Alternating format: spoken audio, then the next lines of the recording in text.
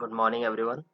Welcome to the new lecture of Basics of Civil and Mechanical Engineering. In previous lecture, we have studied about the ancient monuments and modern marvels, development of various material of construction and method of construction. And in previous lectures, we have also covered this work of eminent civil engineer. So this first paragraph is almost covered. We have covered this first paragraph totally. Okay, each topic is covered. Okay, so today we will move to the next topic, that is fundamental of building material. As you can see, before fundamental of building material, there is one topic which is fundamental of architecture and town planning. We will see this topic in last. Okay, before that we will cover this fundamental of building material, because this is the basic topic which you should be which we should aware of before studying this architecture and town planning thing. Okay, so building material is a basic thing, that's why we will cover this topic first. After that we will move to the fundamental of architecture and town planning. Okay, so let's get started. So fundamental of building material, we will study fundamental of building material before fundamental of architecture and town planning. So in fundamental of building material, we will see the different materials used in construction. Okay, what are the different materials, what are their silent features. Okay, what is the strong point, what is the weak point, we will cover this topic. Okay, we will study the materials in detail, which is very important. Okay, so let's start. Okay, so today our lecture number 5th, which is fundamental of building material. So first of all, you should know, and it's very important that you should know about the all the materials which is used in construction technology. There are various materials, but we will cover the basic materials. Okay, so the first material will be stone, then bricks, mortar is nothing but concrete. Then we will see what is plain, reinforced and pre-stressed concrete, then what is construction chemicals, then structural steel, then high tensile steel, then carbon composites, then plastics in construction, 3D printing, recycling of construction and demolition waste. So we will try to cover this much material in our topic. Okay, so we will start with the stone. Okay, so let's start the building material topic. Stone. Now you all know what is stone is. आप सबको पता है कि stone क्या है. और जब हम पढ़ रहे थे एंशियन हिस्ट्री में, या जब हम देख रहे थे जो स्टोन एज सिविलाइजेशन है, जो भी बिफोर कॉमन एरा के पहले जो भी टाइम था, ठीक है ना, वहाँ पे हमने एक चीज़ बार बार देखे कि जो मटेरियल यूज़ किया गया वो स्टोन था, क्योंकि स्टोन शुरू से ही अवेलेबल रहा है, नेचुरली अवेलेबल है स्टोन. स्टोन को बनाया नहीं जाता है, स्टोन नेचुरली अवेलेबल होता है. लेकिन आज की जो डेट है उसमें स्टोन जो अवेलेबल है उसको मॉडिफाई ज़रूर किया जाता है. पहले के वक्त में देखिए इस तरीके से स्टोन कैसे भी मिल जाता था तो उसे बना लिया जाता था. अब स्टोन को मॉडिफाई किया जाता है. तो स्टोन एक बहुत पुराना material, it's a very old material, and it can be we can avail this material naturally. Okay, we can not make stones. Okay, like we make bricks. Our bricks the artificial material, but stone is not a artificial material, it's a natural material. Okay, that's why stone is a very old material, and it is used from right from the stone age civilization. They use stones even in the when we were studying about the ancient Egypt history. Then we have discussed that the pharaoh who was a king at that time, he used to make tall structures with stones, because stone is very readily available. Okay, it's a naturally available material. So let's see here, stone is a naturally available material, naturally available building material, which has been used from the early age of civilization. As I told you कि ये बहुत पुराना है और early age of civilization से use किया हुआ आ रहा है. It is available in the form of rock, which is cut to required size and shape and used as a building block। आज आप देखते होंगे कि स्टोन से ब्लॉक यूज किए जाते हैं, तो ये ब्लॉक्स यूज किए जाते हैं। ब्लॉक्स कैसे यूज किए जाते हैं, जो बड़ा बिल्डिंग मटेरियल, बड़ा सा जो रॉक है उसे काटा जाता है, it is cut into required size and shape, उसे जो साइज और शेप हमें चाहिए उसमें उसे प्रॉपरली कट किया जाता है और फिर उसे बिल्डिंग में यूज किया जाता है। वो स्क्वायर हो सकते हैं, रेक्टेंगल हो सकते हैं, अलग अलग शेप के हो सकते हैं। It has been used to construct small resident building to large places and temples all over the world. Sorry, slide change हो गई थी। देखिए, ये जो है स्मॉल रेसिडेंट बिल्डिंग के लिए भी यूज़ करते हैं, जो रेसिडेंशियल बिल्डिंग है जहाँ आप रहते हैं, छोटी बिल्डिंग के लिए भी हो सकता है, और लार्ज प्लेसेस के लिए, लार्ज पैलेसेस के लिए तो ज़्यादा यूज़ किया जाता है। बड़े बड़े, जितना बड़ा स्ट्रक्चर रहेगा, स्पेशली टेम्पल्स हो या फिर बड़े बड़े पैलेसेस हो, ठीक है ना, ये बड़े बड़े मॉन्यूमेंट्स में भी स्टोन का यूज़ किया गया है। क्योंकि एक स्टोन ज़्यादा, अगर बड़ा स्टोन है तो तीन चार ब्रिक की जगह ले लेता है, ठीक है, तो नंबर्स कम है, स्ट्रेंथ ज़्यादा है एज कम्पेयर टू ब्रिक्स। ठीक है, तो बड़े बड़े, छोटे से लेके बड़े स्ट्रक्चर हर जगह स्टोन का यूज़ किया जा सकता है। ठीक है, अगर हम एग्जांपल के तौर पे देखें स्टोन के बड़े बड़े स्ट्रक्चर्स जो है इंडिया में हम देखेंगे, तो एग्जांपल देखेंगे तो रेड फोर्ट जो दिल्ली में है, ठीक है ना, ये रेड फोर्ट जो है वो देखिए रेड सैंडस्टोन मटेरियल का है, रेड स्टोन मटेरियल है, जिसे हम रेड सैंडस्टोन वॉल बोलते हैं। Red fort is a translation of Hindustani Lal Qila, okay, जिसे हम लाल किला बोलते हैं, deriving from its red sandstone wall. इसे लाल किला इसलिए बोला जाता है क्योंकि इसका जो कलर है स्टोन का, सैंडस्टोन जो है रेड कलर का, इसलिए that's why it is called as Lal Qila, which is a Hindi word of, which is a Hindi word, if you translate that mean, it means red fort। okay, यहाँ पर जो है ये देखिए जो बिल्डिंग स्टोन है, ये ब्रिक्स नहीं है, ओके, ये स्टोन है। ये जो स्टोन यूज किया गया है ये रेड सैंडस्टोन यूज किया गया है। एक एग्जांपल है बिल्डिंग स्टोन का। उसके अलावा जो यूज किया गया है स्टोन, वो ताजमहल है, Vidhan Sabha at Bangalore, several places of medieval age, यहाँ पे काफ़ी सैंडस्टोन या जनरल स्टोन्स का यूज किया गया है। एक और एग्जांपल आप देखोगे तो ताजमहल है जो कि कम्प्लीटली मार्बल, वाइट मार्बल का बनाया गया, ठीक है, इसे मकराना मार्बल बोलते हैं। Makrana marble is a type of white marble, white marble है, ठीक है, was used in the construction of Taj Mahal in Agra. ठीक है, ठीक है, तो ये आगरा का जो ताजमहल है ये वाइट मार्बल का एक एग्जाम्पल है। अब हम स्टोन की क्लासिफिकेशन देखेंगे। This is a classification stone, जिसमें सी और एल थोड़ा दिख नहीं रहा है, ये जो वर्ड है that is classification of stone. अब हम देखेंगे सिविल इंजीनियरिंग में स्टोन को किस तरीके से क्लासीफाई किया गया है। इंपॉर्टेंट क्लासिफिकेशन है, पूरा डिटेल में पढ़ने की ज़रूरत नहीं है आपको, but you should know the brief introduction of this topic, so we will try to cover just one paragraph of each classification। okay, so classification of rocks में अगर हम देखेंगे तो सबसे पहला है जियोलॉजिकल क्लासिफिकेशन, उसके बाद होता है केमिकल क्लासिफिकेशन, उसके बाद होती है फिजिकल क्लासिफिकेशन। जियोलॉजिकल क्लासिफिकेशन वो क्लासिफिकेशन है जो कि उसकी जियोलॉजिकल फॉर्मेशन के ऊपर है। केमिकल जो है वो नए केमिकल्स ऐड करके या किस तरीके का उसका केमिकल कॉम्बिनेशन है उसके हिसाब से उसे क्लासीफाई किया गया है, और फिजिकल में उसकी जो फिजिकल स्टेट है उसके हिसाब से। So if you see geological classification, it can be classified into three main topics, three main classified names, that is igneous, okay, first is a igneous rock, then sedimentary rock, then metamorphic rock। ठीक है, ये तीन classification है, words आपने सुने हैं पहले भी।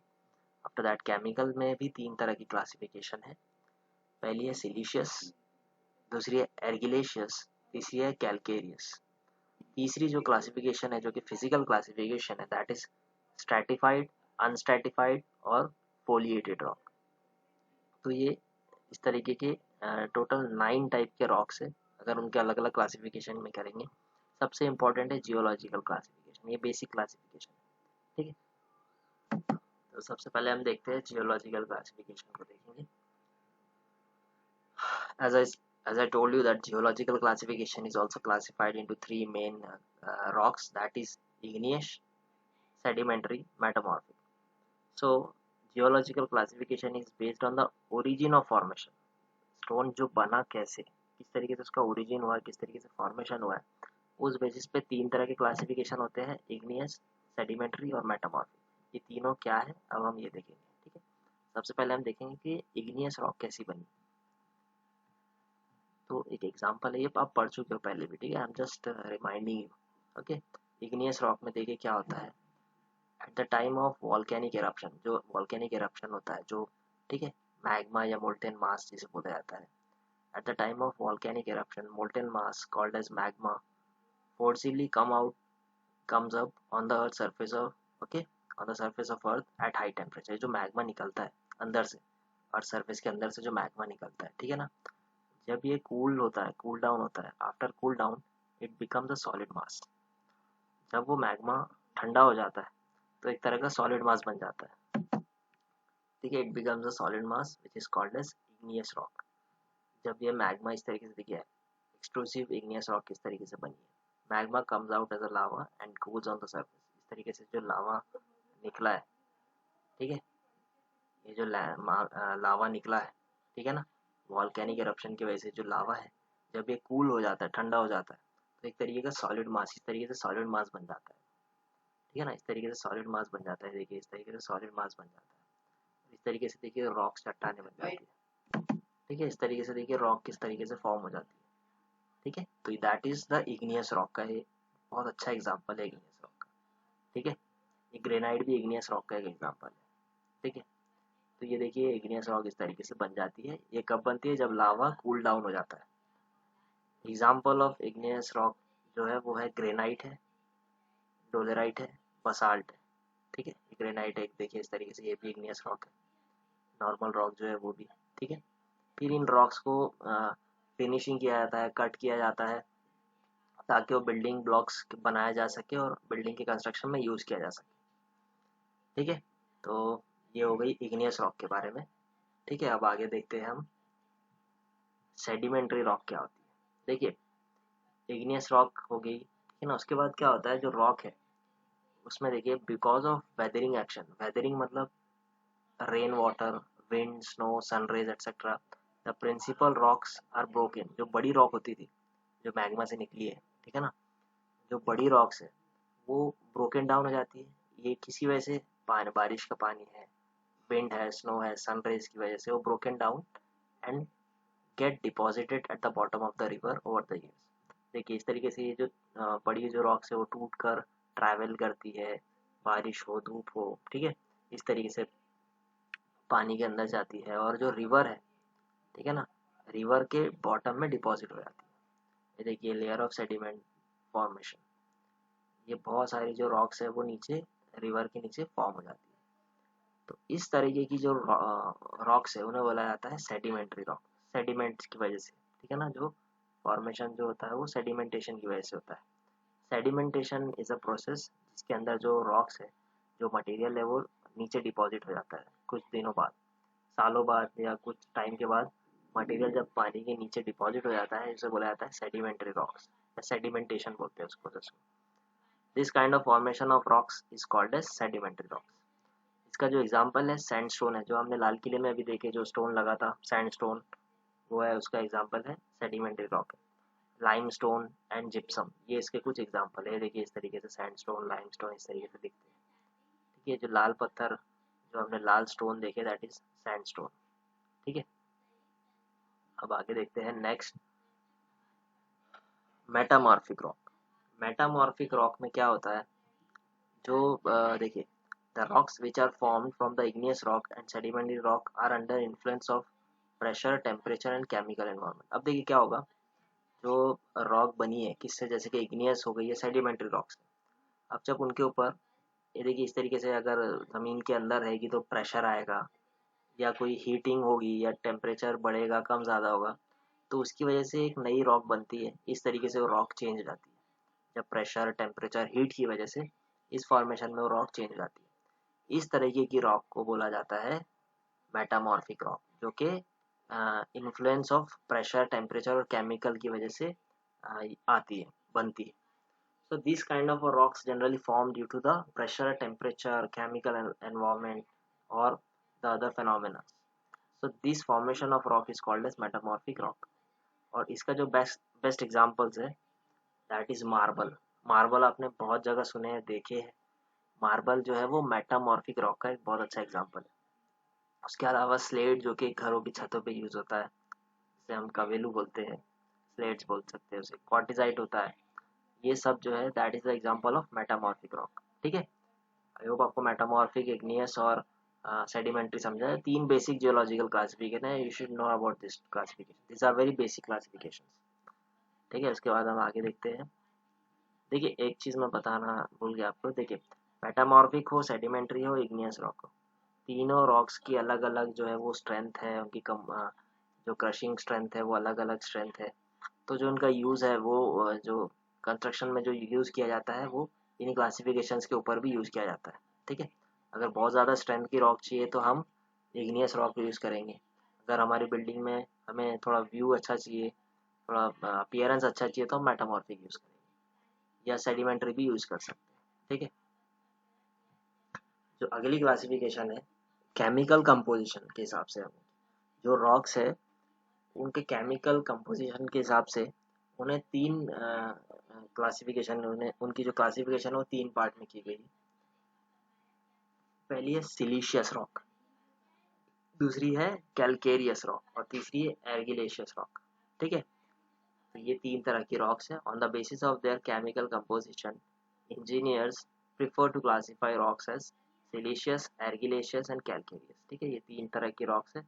अब देखते हैं हम सिलीशियस क्या है, एर्गिलेशियस क्या है, कैलकेरियस क्या है. सबसे पहले सिलीशियस रॉक का, ये देखिए इस तरीके से दिखती है सिलीशियस रॉक. ठीक है, वाइट हो सकती है, हल्का सा कलर इसका थोड़ा सा चेंज हो सकता है. अब सिलीशियस, इसका नाम आप ध्यान से सुनोगे, सिलीशियस यानी कि सिलिका. सिलिका का कंटेंट ज़्यादा है और सिलिका मतलब होता है सैंड कंटेंट. जब हम सिलिका बोलेंगे तो आप समझ जाइए कि सैंड जो है वो उसमें सैंड ज़्यादा है, सैंड बहुत है, इसलिए सिलिका मतलब होगा ऑलमोस्ट सैंड की तरह होता है, सैंड. तो सिलिशियस बना है सिलिका से, इसलिए इसमें जो मेन कंटेंट है वो सैंड का कंटेंट है, यानी कि सिलिका का कंटेंट है. सिलिका मतलब sand. The main content of this rock is silica. They are hard and durable. ये हार्ड और ड्यूरेबल है, काफ़ी लंबा चलता है, स्ट्रॉन्ग मटेरियल है. Example of such rocks are granite. अब देखिए इसका जो एग्जाम्पल सबसे अच्छा है वो है ग्रेनाइट, ट्रैप और सैंडस्टोन. ये एक स्ट्रॉन्ग मटेरियल है सिलिशियस कंपोजिशन के हिसाब से.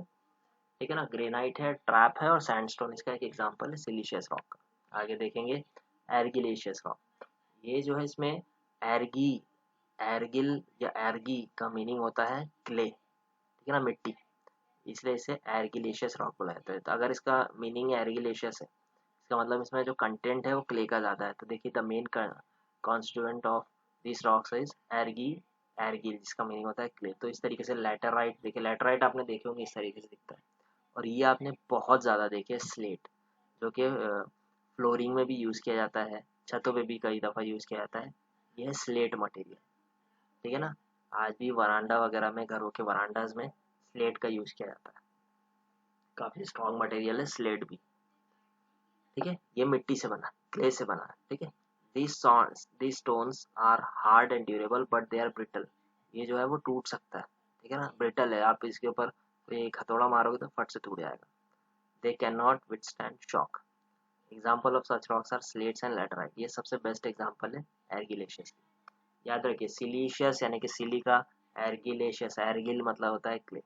दोनों के मेन कंपोजिशन याद रखिए. इसके बाद देखेंगे हम कैलके कैलकेरियस. अब calcareous, calcium, something like calcium, है ना, इस तरीके से साउंड कर रहा है कैलकेरियस, कैल्शियम. इसमें जो कंटेंट ज़्यादा है वो है कैल्शियम कार्बोनेट. देखिए the main constituent of this rock is calcium carbonate because it's name. नाम से ही देखिए आप अंदाज़ा लगा सकते हैं. इसमें आपको ज़्यादा याद करने की ज़रूरत नहीं. अगर आप एक नाम पे ध्यान दोगे, the name, the main heading of rocks, जैसे कैलकेरियस यानी कि कैल्शियम, तो इसमें जो कंटेंट ज़्यादा है वो कैल्शियम का है और calcium is related to lime. तो देखिए लाइमस्टोन इसका सबसे बेस्ट एग्जांपल है और मार्बल भी. मार्बल, लाइमस्टोन जो है कैलकेरियस का सबसे बेस्ट एग्जांपल है. ठीक है, limestone is a calcareous rock of sedimentary origin while marble is a calcareous rock of metamorphic origin. दोनों क्लासिफिकेशन देखिए कितनी अलग है। लाइमस्टोन जो है वो कैलकेरियस ज़रूर है, लेकिन वो सेडिमेंट्री रॉक की वजह से बना है। लेकिन जो मार्बल है, जैसे हमने देखे थे, मार्बल जो है वो मेटामॉर्फिक का एग्जांपल है। तो मार्बल कैलकेरियस ज़रूर है, लेकिन वो मेटामॉर्फिक का एग्जांपल है। तो इनकी क्लासिफिकेशन अलग अलग इसमें हो सकती है। ठीक है, तो कैलकेरियस रॉक देख लिया आपने। अब आगे देखते हैं। नेक्स्ट जो क्लासिफिकेशन है दैट इज फिजिकल क्लासिफिकेशन, यानी कि उसके अपीयरेंस के ऊपर। अब जैसे स्ट्रैटिफाइड है, अनस्ट्रैटिफाइड है और फोलिएटेड है, तो ये उनके लुक के ऊपर, उनके स्ट्रक्चर के ऊपर है, उसका जो दिखने का जो जिस तरीके से वो दिखते हैं उनके ऊपर। पहला है स्ट्रैटिफाइड, दूसरा है अनस्ट्रैटिफाइड, तीसरा है फोलिएटेड रॉक। ठीक है, सबसे पहले देखिए स्ट्रैटिफाइड। इस तरीके से देखिए स्ट्रैटिफाइड, यानी कि लेयर्स अलग अलग है इनके। ये लेयर्ड स्ट्रक्चर है, देखिए अलग अलग लेयर्स दिख रहे हैं आपको, एक तरह का स्ट्रक्चर नहीं दिख रहा है, लेयर्स में दिख रहा है। These rocks are having layered structure. ये जो स्ट्रैटिफाइड मीनिंग है, that is means layered structure. They possesses planes of stratification, they can be easily split into these planes। अब ये आसानी से अलग अलग प्लेन में डिवाइड हो सकते हैं। Example of such rocks are sandstone, limestone, slate. Slate है, सैंडस्टोन, लाइमस्टोन जो है वो स्ट्रैटिफाइड का एग्जाम्पल है। ठीक है, स्ट्रैटिफाइड रॉक का ये एग्जाम्पल है। ये देखिए इनके जो लेयर्स है वो अलग अलग हो सकते हैं। स्लेट में देखिए लेयर्स दिख रहे हैं आपको, लेयर्स। ठीक है ना, एक स्लेट का एग्जाम्पल बता रहा हूँ आपको, लेयर्स में होता है। लेयर्स में हम इनको अलग अलग डिवाइड भी कर सकते हैं। That is a stratified rock. Slate is a stratified argillaceous rock from igneous origin. ठीक है, उसके बाद आगे देखते हैं हम। देखिए यहाँ पे example of such rocks are sandstone, limestone और स्लेट, स्ट्रैटिफाइड का एग्जाम्पल। उसके बाद देखेंगे हम अनस्ट्रैटिफाइड। अब ये नाम से ही समझ में आ रहा है, जो कि लेयर्ड रॉक नहीं है, जिसमें एक ही कंपोजिशन है, एक ही तरीके से दिखता है। ठीक है ना, these rocks are not stratified, यानी कि these rocks does not have layers. They possesses crystalline and compact grains, they cannot be split into thin slab। अलग अलग इसमें डिवाइड नहीं हो सकते। इसका सबसे बेस्ट एग्जांपल है ग्रेनाइट और मार्बल। मार्बल में एक ही तरह का लेयर होता है, ग्रेनाइट में भी एक ही तरह का लेयर है, ट्रैप में भी एक ही तरह का लेयर है। ठीक है, तो ये होता है अनस्ट्रैटिफाइड। उसके बाद हम देखेंगे फोलिएटेड रॉक क्या होती है, जिसे बैंडेड स्ट्रक्चर भी बोला जाता है। द रॉक्स हैविंग फोलिएटेड और banded structures and can split up in one definite direction is called as foliated rock. ये एक ही डायरेक्शन में स्प्लिट हो जाती है। ठीक है, एक डेफिनेट डायरेक्शन में वो स्प्लिट होती है, इसलिए बोला जाता है foliated rock. This type of structure is very common in metamorphic. Metamorphic का सबसे कॉमन स्ट्रक्चर है, एक ही डायरेक्शन में वो स्प्लिट होती है, फोलिएटेड इसलिए से बोला जाता है। ठीक है, अब इसके बाद हम देखते हैं। हमने क्लासिफिकेशन तो देख लिए, जैसे हमने देखे, फिर से मैं रिपीट कर दूँ, तीन तरह की रॉक्स है, तीन क्लासिफिकेशन है उसकी बेसिक। सबसे पहले जियोलॉजिकल है, ठीक है, दूसरी केमिकल है, तीसरी फिजिकल क्लासिफिकेशन। जियोलॉजिकल में तीन है, पहला है इग्नियस, दूसरा है सेडिमेंट्री, तीसरा है मेटामॉर्फिक। ठीक है, और आपके केमिकल में तीन है, सिलीशियस, एर्गिलेशियस। ठीक है, सिलीशियस हो गया, एर्गिलेशियस हो गया और कैलकेरियस हो गया। उसके बाद जो फिजिकल है उसमें तीन देखे आपने, स्ट्रैटिफाइड, अनस्ट्रैटिफाइड और फोलिएटेड। ठीक है, तो ये क्लासिफिकेशन समझ गई होंगी आपको, बहुत सिंपल है। अगली जो चीज़ हम देखेंगे वो देखेंगे कि स्टोन की रिक्वायरमेंट क्या है। एक अच्छा बिल्डिंग स्टोन जो आप यूज़ करना चाहोगे आपकी बिल्डिंग में, अच्छा स्टोन क्या होता है, जिसकी स्ट्रेंथ अच्छी हो। सबसे पहली रिक्वायरमेंट स्ट्रेंथ होना चाहिए, उसमें हाई स्ट्रेंथ होना चाहिए। स्ट्रेंथ ज़्यादा होगी तो स्ट्रॉन्ग ऑफकोर्स रहेगा। ड्यूरेबिलिटी होना चाहिए। ड्यूरेबिलिटी मतलब वो लॉन्ग रन में रहे, ऐसा नहीं कि उसमें कुछ खराबी आ जाए, आसानी से वो एनवायरनमेंट से अफेक्ट हो जाए। ड्यूरेबल होना चाहिए। तीसरा है उसकी हार्डनेस, सफिशिएंटली हार्ड होना चाहिए। ठीक है ना, हार्डनेस और स्ट्रेंथ आपस में रिलेट करती है। उसके बाद टफनेस, टफ होना चाहिए। आप बोलोगे हार्ड, टफ, ये सब तो एक ही वर्ड है। ठीक है ना, आप सब ये बोलोगे कि एक ही वर्ड है, बट टेक्निकली ये थोड़े से अलग होते हैं। इसके अलावा पोरोसिटी एंड एब्जॉर्प्शन। पोरोसिटी का मतलब और एब्जॉर्प्शन का मतलब वो पानी या वाटर को एब्जॉर्ब ज़्यादा ना करे। ठीक है, ज़्यादा एब्जॉर्प्शन नहीं होना चाहिए। सिक्स्थ इज अपीयरेंस, दिखने में अच्छा होना चाहिए। ऑफकोर्स जो बिल्डिंग स्टोन है उसे यूज ही इसलिए किया जाता है क्योंकि वो अपीयरेंस में बहुत अच्छे होते हैं. They have a very pleasing appearance. That's why they are used for in structure. Okay, so it should have a good appearance. And seventh is the cost. जो cost है उसका वो ज़्यादा नहीं होना चाहिए और मटेरियल जो है उसका स्टोन जो है वो easily available हो जाना चाहिए. कॉस्ट एक बहुत इंपॉर्टेंट है कि थोड़े से महंगे होते हैं. जितना महंगा आप अपीयरेंस के लिए लोगे उतना महंगा आपका स्टोन पड़ेगा. यानी कि आपको कॉस्ट को बढ़ा सकता है, इसलिए कॉस्ट पे ध्यान देना पड़ेगा. तो इसको हम थोड़ा सा डिटेल में देख लेते हैं. देखिए, strength, the stone should be able to resist load coming on it. ठीक है ना. जो बिल्डिंग में अगर आपने स्टोन प्रोवाइड किया तो जो लोड आ रहा है ऊपर से स्लैब का, ठीक है ना, वो स्ट्रॉन्ग वो रेजिस्ट करना चाहिए.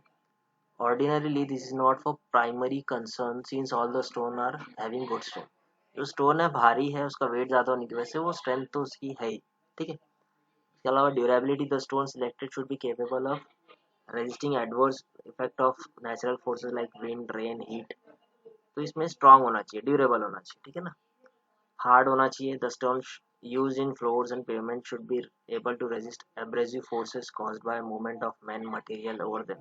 अगर आप टाइल्स यूज कर रहे हो, मार्बल टाइल्स वगैरह, तो इसमें जो लोड आ रहा है, फर्नीचर का लोड है, आपका लोड है, तो उसे वो रेजिस्ट करना चाहिए. इसके बाद toughness. Toughness, building stone should be tough enough to sustain stresses develop due to vibration. जो कि बिल्डिंग स्टोन में जो वाइब्रेशंस है, अर्थक्वेक है, कोई भी मशीन वगैरह यूज हो रही है तो वाइब्रेशंस क्रिएट हो रहे हैं. तो वाइब्रेशन को जो रजिस्ट करता है दैट इज टफनेस. वाइब्रेशन में be due to machinery mounted over them और due to loads moving over them. ठीक है ना. अगर कोई लोड उसके ऊपर मूव कर रहा है, जैसे कोई ब्रिज में यूज किया गया है, तो वो सफिशिएंटली टफ होना चाहिए. उसके अलावा जैसे मैंने बोला, पोरोसिटी और absorption. Building stone should not be porous. If it is in porous, rain water enters into the pore and reacts with the stone and crumbles it. पानी जो है वो अंदर चला जाएगा स्टोन के और उसको खराब कर देगा, डिटेरियोरेट कर देगा. ड्रेसिंग मतलब होता है स्टोन की फिनिशिंग करना. तो वो ड्रेसिंग का मतलब जैसे मैंने आपको बताया, एक अच्छा शेप देना स्टोन को, that's dressing. It should be easy to dress so that the cost of dressing is reduce. तो आसानी से वो ड्रेस हो जाना चाहिए. ऐसा नहीं कि बहुत ज़्यादा हार्ड है तो बहुत ज़्यादा टूल्स उसमें यूज हो रहे हैं तो उसका कॉस्ट भी बढ़ सकता है. Appearance. In case of stone to be used for face work, where appearance is primary requirement, its color and ability to receive polish is an important factor. आसानी से पॉलिश हो जाए, क्योंकि मैंने जैसे बताया वो अपीयरेंस में ही अच्छा होता है. जनरली स्टोन अपीयरेंस के लिए ज़्यादा यूज करते हैं. Last is the cost. Cost is an important consideration in selecting building material. Proximity of quarry of building site brings down the cost of transportation and hence the cost of stone comes down. अभी जैसे मैंने आपको बोला कि अगर आपका जो stone है वो आसपास अवेलेबल है तो आपका कॉस्ट ऑटोमेटिक कम हो जाएगा. ये स्टोन को ट्रांसपोर्ट करने में बहुत पैसा लगता है एक जगह से दूसरी जगह. जो भारी स्टोन होते हैं उसके लिए जो अप्लायंसेस यूज करते हैं लिफ्टिंग ऑफ स्टोन के लिए, वो भी काफ़ी महंगे होते हैं.